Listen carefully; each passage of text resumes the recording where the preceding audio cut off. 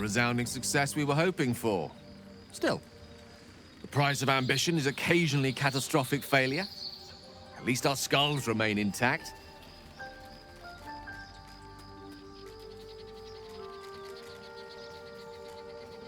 Think of it as tribute. The kind a king might pay to a more powerful neighbor to avoid invasion. As long as I pay, there will be peace. But should I ever stop, along comes a war. I can assure you, the battlefield would extend well beyond the borders of my body alone. An eruption the size of Waterdeep, I think my exact words were.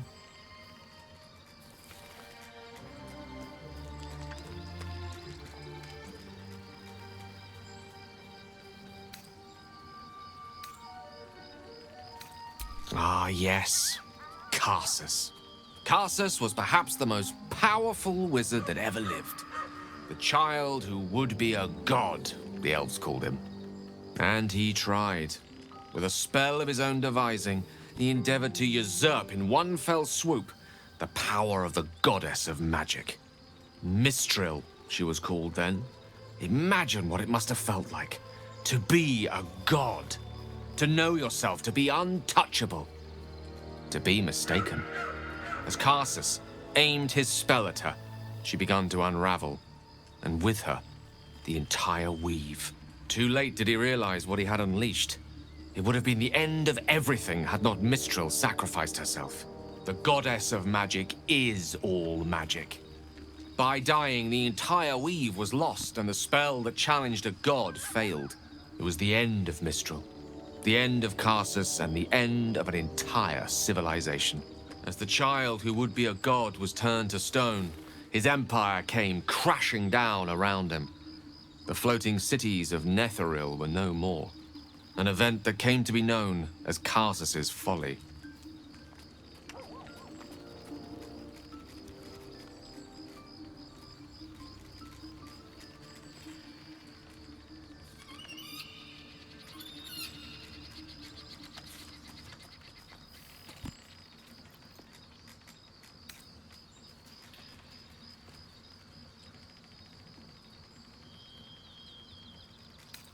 If it takes the death of a god to stop you, I'd say your ambition has gotten somewhat out of hand. Not that I'm one to talk, of course. Now, so many centuries later, I try to follow in the footsteps of Karsus. Not to destroy Mistra, but to prove my love for her. I tried to control only a fraction of the magic that was unleashed that fateful day. I merely sought to return one tiny diamond to an imperfect crown. Gale's folly, one might call it. History, repetition. It's the way things go.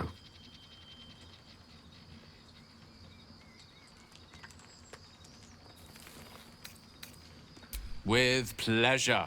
Lead on.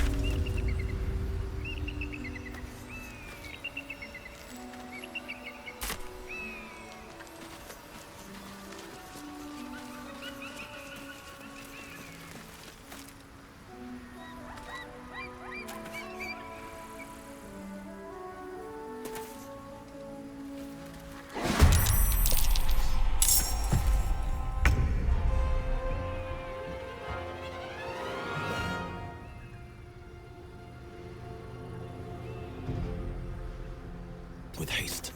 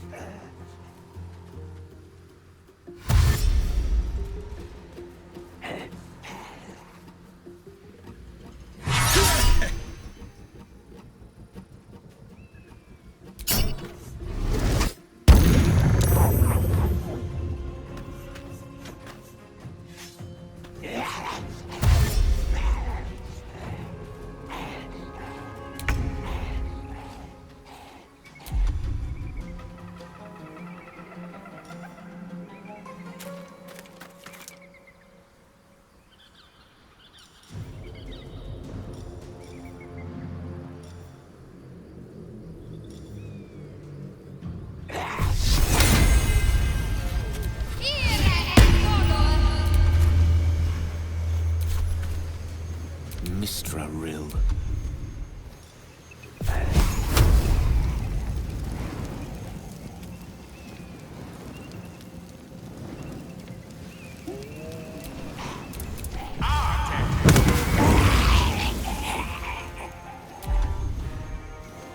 Swift and lethal.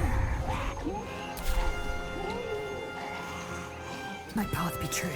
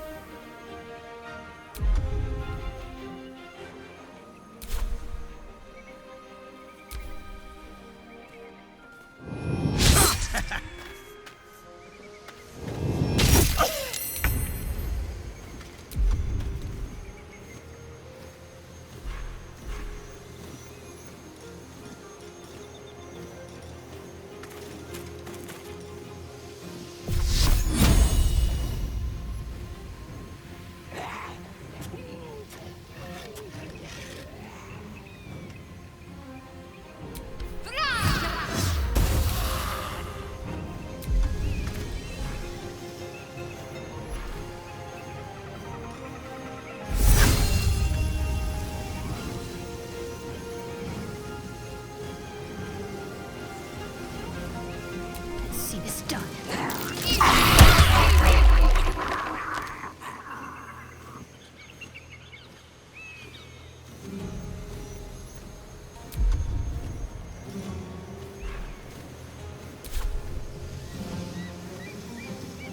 Let me recite their demise.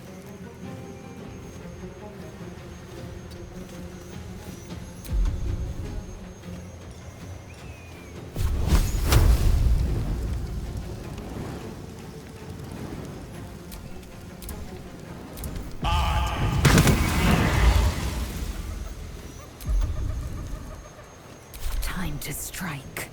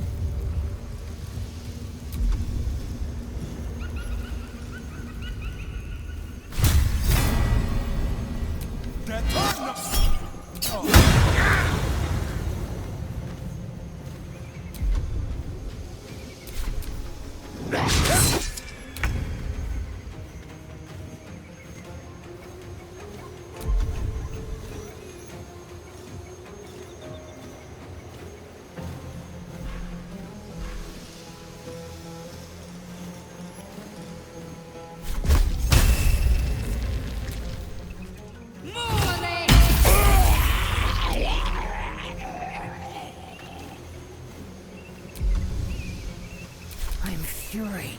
I am death.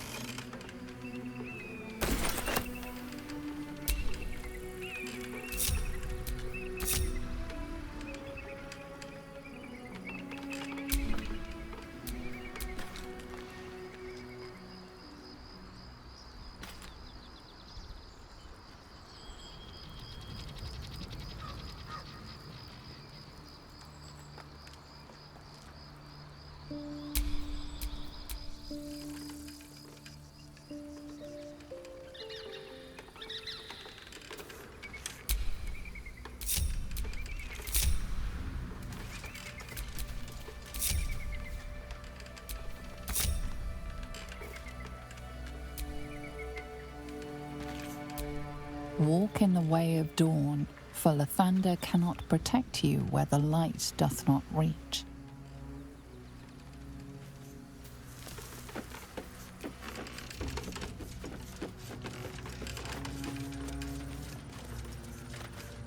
Who there, wanderer? Stay thy course a moment to indulge an old man. Elminster? The very same, Gale. And a fair bit miffed he is, too, finding himself forced to expose his best pair of boots to so many miles of country road on your behalf.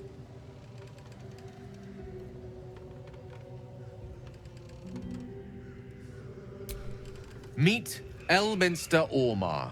A good friend of mine, but rather more significantly, he's the most famed and respected wizard in the realms. Am I, indeed? Most famed and respected errand boy, more like. I was bid to spare neither time nor my own self to find you. She sent me, Gale. You know of whom I speak. But why? Out with it, Elminster. Please. Young man, has your sojourn away from Waterdeep washed away your decorum as well as your patience? Nigh a 10-day I've gone without honest fare, worthy of the name. Drank naught, but what the sky entitled my thirst. Why, some bread, cheese, and a cup of wine would appear unto me a feast. Surely you won't begrudge me a mite of rest and repast before I get out with it?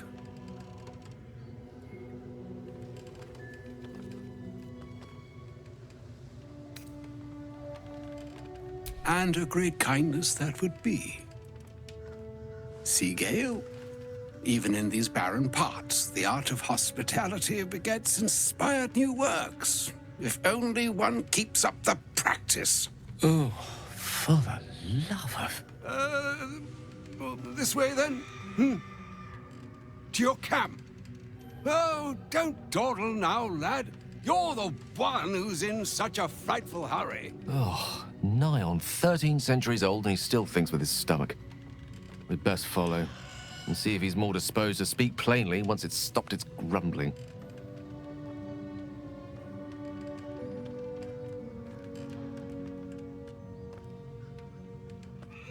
A wise choice. Better to indulge your curiosity than Elminster's appetite.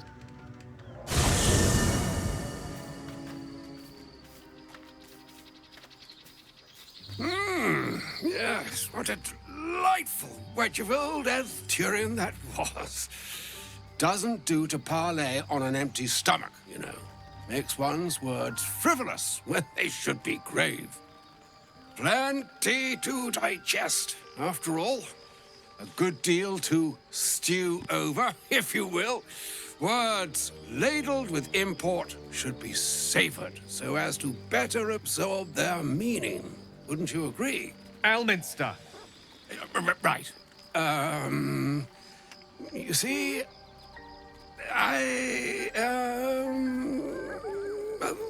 that is to say, Gale, my boy, I've come to address a most pressing matter. I'll speak as plainly as I can, forswearing the accustomed frills that decorate my speech. I'm here on behalf of Mistra. The message and the charge I bring you are hers.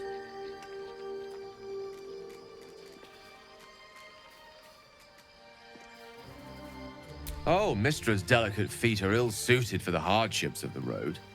You know where you went wrong, Gale. No, we needn't dwell on that here and now. But even so, you're to be given a chance of redemption. Mistra would consider... forgiveness? She would consider what she considers to be forgiveness. Mystra is aware of the misadventures that have befallen you both. She knows of your strife with the Absolute, that most insidious of evils.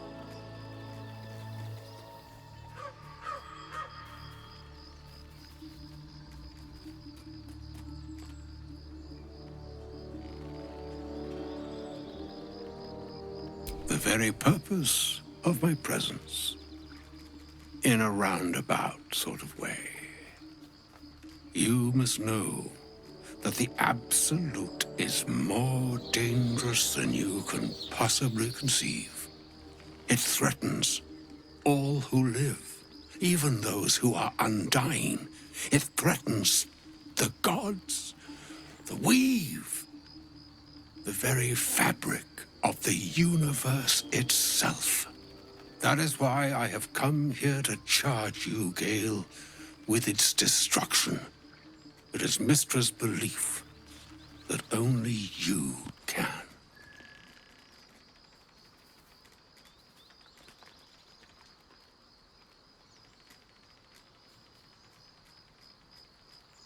The All. Precisely. Mystra has granted me the power to stop the clock, as it were, on the orb's rush to overpower you. Instead, you will be able to unleash its lethal combustion at will. Interesting. This could be help, or hindrance. We shall have to see. You must find the heart of the Absolute, whatever that may be, and use yourself as the catalyst that will burn it from this world.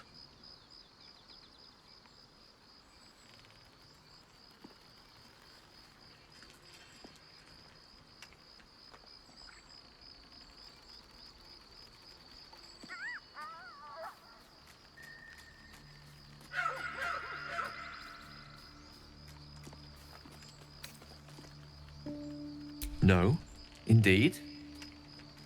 But I think she trusts me too. It brings me no pleasure saying this, my friend, but such is Mystra's will. Yours must be the sacrifice that will undo the Absolute. And for your sacrifice, you will be redeemed. Such is Mystra's promise. With that, I've said my sorry piece, and need only bestow unto thee the charm I was bid. Mina hastra mistraril Italion thras annas distra.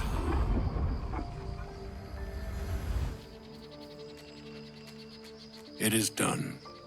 Both charge and charm have been committed into your care. To you, I commit into care Gale himself. I count on you to shepherd him well on this strangest of journeys.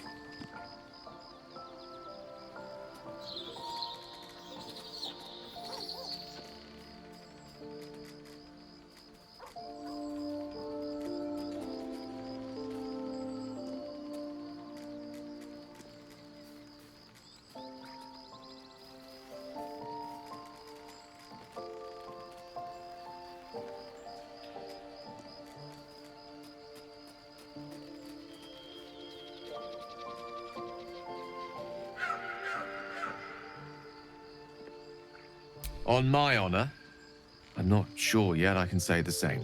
Like moons make swell and wane the nescient seas, so too the sky-strewn gods ordain the tidal fates of mortal days. And yet, an ocean born in lonely hours, come ebb, come flow, come all that is beyond the breadth of our dominion. Be a moon unto yourself Even the waves of fate can break upon the shores of will. Farewell, my friend. Farewell, Elminster. I'm glad she chose you.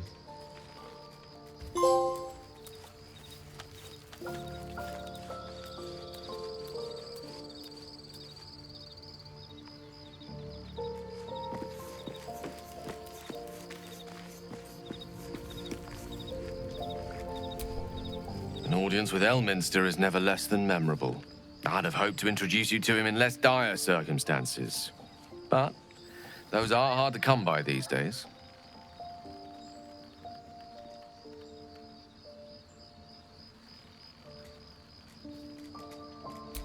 The Doddering Act is merely an illusion, one he's most adept at maintaining.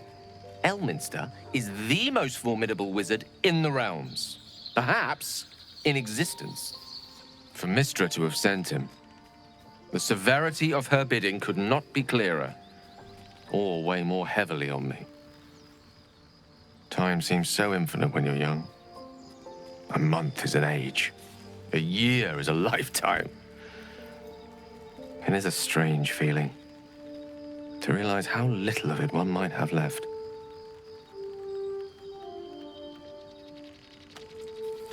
Of course, we offer the clearest solution to our problem. All I have to do is find the right place and time, close my eyes, and let go.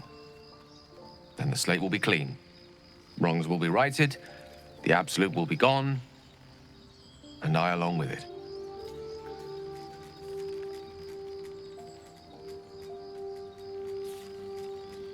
I've no doubt she has the power to do so, but as for the permission, Ao would not look kindly on her meddling in mortal affairs. Divine intervention has a tendency to make things worse, not better. As for Elminster, he's saved the realms more times than legend can recount. But to take on a god is no easy feat, even for him. My orb is the best chance we have, and only I can wield it.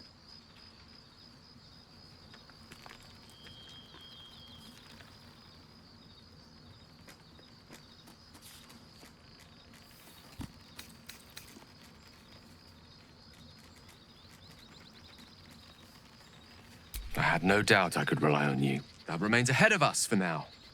The heart of the Absolute must be discovered before I can stop its beating.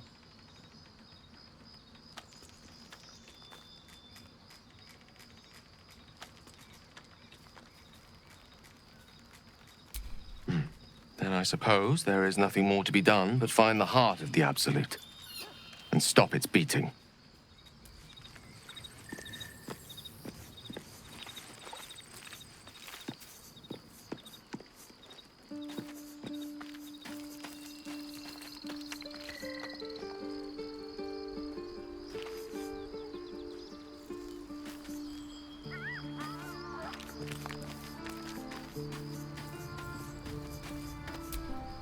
Elminster.